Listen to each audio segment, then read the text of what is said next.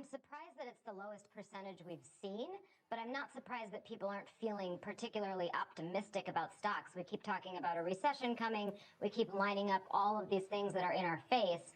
What I am actually a little bit surprised about is that there's so many people that are still wanting to invest in real estate at a point where housing affordability is going down and we've got rates rising and home prices are at all-time highs. So that is probably the most surprising aspect for the whole survey for me.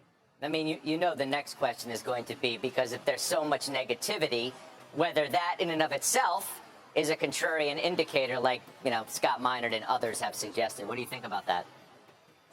Yeah, I mean, if you look over history, usually it is a contrarian indicator. What I would say to people, and I know you've talked about this a lot on the show already, and it doesn't make good TV to just agree with everybody else, but I do agree. 60-40 is not dead forever, and bonds are looking attractive here. We have a 2-year yield that's still pricing in 8 hikes this year.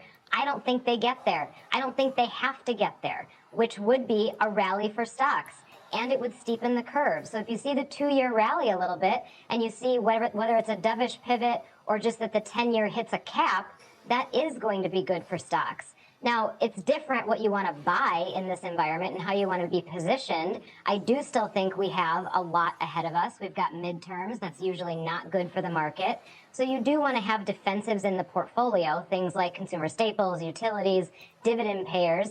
But you also want to look at things like healthcare, which I won't call them recession-proof, but healthcare is a sector that's not as sensitive to rates. It is thought of as a defensive sector, but it can still produce growth in biotech and pharma. So I would look at that as a good opportunity too. Steve, you sort of alluded to this at the end, but before you made your way over to the camera. I mean, these really are just moment-in-time surveys, and things can change pretty quickly. In other words, put a few days, put a few weeks of positive markets together, then go back and do the survey, and then you tell me what the results would be. You're 100% right, Scott. We do capture a moment in time. I think this has probably been gathering. People have seen some losses. They've seen the volatility. I also think, as I said at the very beginning of my report there, Scott, that the overall sour economic mood, which is very much colored by inflation, affects these views on the stock market, that people have this connection. The economy and the stock market are kind of the same thing, and they don't think, critically or analytically the way Liz is kind of telling you that, hey, there are certain places where you can still make money despite what may happen to the economy. We could come back later and it would be a better one. But though, by the way, I will say sometimes that those attitudes of Americans have done a pretty good job presaging where the market's going, and sometimes they just follow where it's been. I try and read the tone, Steve, and the way that people say things, and the way that you delivered the crypto news sounds to me like maybe you were most surprised by that outcome and how close it was to stocks. I was very surprised by that, for sure. I thought we were kind of I have to be careful because I only have a certain amount of questions on this survey because it's a real telephone survey. It's a very expensive survey, if you will, to call and not do it online these days. We do it the old-fashioned way, so to speak.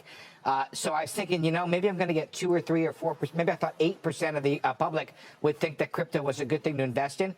14%, and I don't know if it's going to stick around. But one thing we did, Scott, we sort of very early on in 2008 or 9, we started seeing this online shopping thing show up. Now, of course, and it entered just like that. It's kind of sneakily at 14%. Now, of course, online shopping is the biggest one. So there it is coming in at 14%.